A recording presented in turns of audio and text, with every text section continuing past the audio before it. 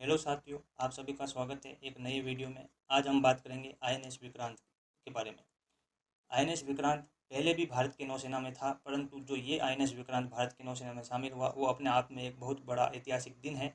न केवल नौसेना के लिए बल्कि भारतीय इतिहास के लिए भी एक बहुत बड़ा दिन है। और एक और वजह से ये बहुत ऐतिहासिक दिन है जिसकी चर्चा हम वीडियो के एंड में करेंगे। तो चलिए शुरू करते हैं आईएनएस विक्रांत के बारे में। आईएनएस विक्रांत रक्षा क्षेत्र में आत्मनिर्भरता की दिशा में एक और कदम आगे बढ़ाते हुए भारत ने आज देश के पहले स्वदेशी विमान वाहक आईएनएस विक्रांत का जलावतरण किया है।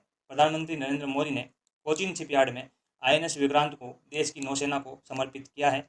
और ये एक गौरवपूर्ण क्षण इसीलिए भी है क्योंकि इसका निर्माण पूर्ण रूप से स्वदेशी रूप में किया गया। ये भारत के आत्मनिर्भर संकल्प और मेक इन इंडिया मूवमेंट का एक बेहद खास उदाहरण प्रस्तुत करता है।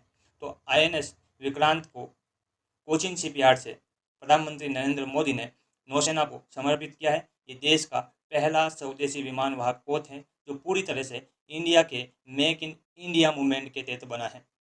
अगली बात करते हैं, इसी के साथ भारत विशेष क्लब में हुआ शामिल।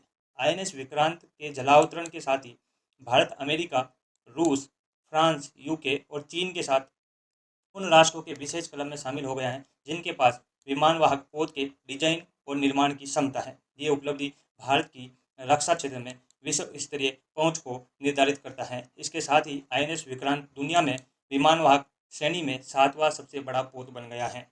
तो भारत अमेरिका, रूस, फ्रांस, यूके और चीन की सूची में शामिल हो गए हैं जो विमान वाहक पोत के डिजाइन और निर्माण की अपने आप में क्षमता रखते हैं, और भारत भी इसमें जुड़ गया है। और भारत का ये आईएनएस विक्रांत दुनिया के सबसे अच्छे युद्ध पोतों में से एक बन गया और 7वां सबसे बड़ा पोत भी बन गया है।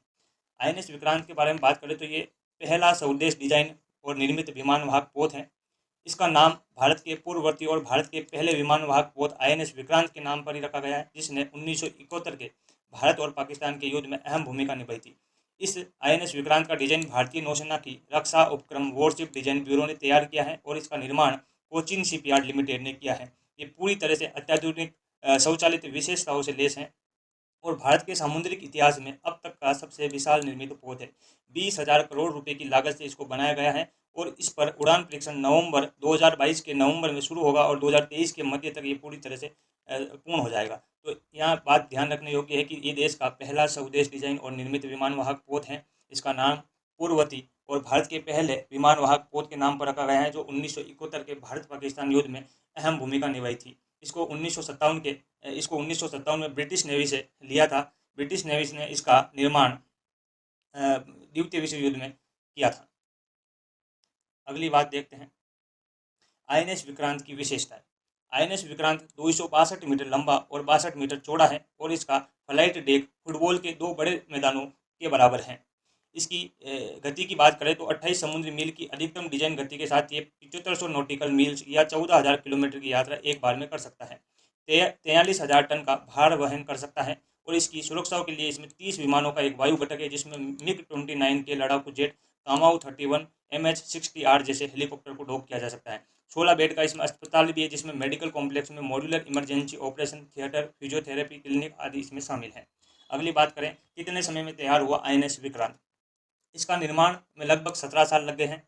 अप्रैल 2005 में औपचारिक स्टील कटिंग के साथ इसकी शुरुआत होती है। 12 अगस्त 2013 को इसको लॉन्च किया जाता है जिस समय इसकी संरचना का 80% हिस्सा तैयार हो चुका होता है। एर्नाकुलम चैनल में इसके अगले चरण को आउटफिटिंग को पूरा किया जाता है और 10 जून 2015 को इसको अनडॉक किया जाता है और अंततः एक तारीख आती है 2 सितंबर 2022 जो ऐतिहासिक दिनांक है और इस दिन ये पूर्ण रूप से लॉन्च होता है। तो निर्माण में लगभग 17 साल लग गए हैं। 12 अगस्त 2013 को लॉन्च किया गया था और 2 सितंबर 2022 को ये पूर्ण तरीके से निर्मित हो जाता है और अब नौसेना को समर्पित कर दिया गया है। अगली बात करते हैं जिसका मैंने शुरू में जिक्र किया था कि एक और कारण से ये ऐतिहासिक दिन है। आप यहाँ देखोगे 1947 से 1950 में हमारे नौसेना का जो इंसाइन है, जो ध्वज है, वो इस तरह से प्रदर्शित हो रहा था जिसमें ब्रिटेन का झंडा था और ये रेड क्रॉस जो उनका प्रतीक चिन्ह है वो था। फिर 1950 से 2001 51 सालों में ये हमारा रेड क्रॉस ही चिन्ह रहा नौसेना का, जो ऐसा मान सकते हैं कि गुलामी का प्रतीक रहा होगा। फिर 2001 से 2004 में अटल बिहारी वाजपेयी की सरकार आती है। उन्होंने इस रेड क्रॉस को हटा दिया और इसमें अशोक अशोक स्तंभ लगा दिया और इसका डिजाइन में थोड़ा सुधार किया। फिर वापस 2004 से 2014 में वापस इसको कांग्रेस सरकार ने इसको वापस पुनः वही रूप दे दिया, परंतु बीच में अशोक स्तंभ इन्होंने लगा दिया था। परंतु जो ये दिन आया है, सम नो वरुणम, इसका ध्येय वाक्य है, जिसका अर्थ है देवता वरुण हमारे शुभ हो। अब देखो, अब नौसेना का इन साइन इस तरह से नजर आता है, हमारा नौसेना का इन साइन, हमारा राष्ट्रीय ध्वज इधर है और बीच में अशोक चिन्ह के साथ लंगर और छत्रपति शिवाजी महाराज की राज मुद्रा से लिया गया अष्टकोण जो 8 दिशाओं में प्रतीक है वो इसमें जोड़ा गया है। अब आप बोलोगे कि इसमें क्या कोई खास चेंजेस नहीं हुआ? बिल्कुल खास चेंजेस हुआ है। छत्रपति शिवाजी महाराज जिन्हें भारतीय नौसेना का पितामह भी कहा जाता है, उनका प्रतीक यहाँ लगाना एक बहुत बड़ी बात है। इसके अलावा आप बोलोगे कि छत्रपति शिवाजी महाराज का ही क्यों, इनकी नौसेना थोड़ी न थी? गुप्त साम्राज्य में नौसेना थी, चोल साम्राज्य में नौसेना थी, आधुनिक सातवाहन काल में थी, आधुनिक भारत में हैदर अली और टीपू सुल्तान ने भी नौसेना का विकास किया। परंतु जो छत्रपति शिवाजी महाराज ने जो नौसेना का विकास किया वो और किसी शासकों ने नहीं किया, और इसीलिए उनको भारतीय नौसेना का पितामह कहा जाता है। और यही कारण है कि इस तरह का चिन्ह भारतीय नौसेना में लगाना अपने आप में एक ऐतिहासिक बात है। तो मुझे आशा है कि वीडियो आपको पसंद आया होगा। धन्यवाद।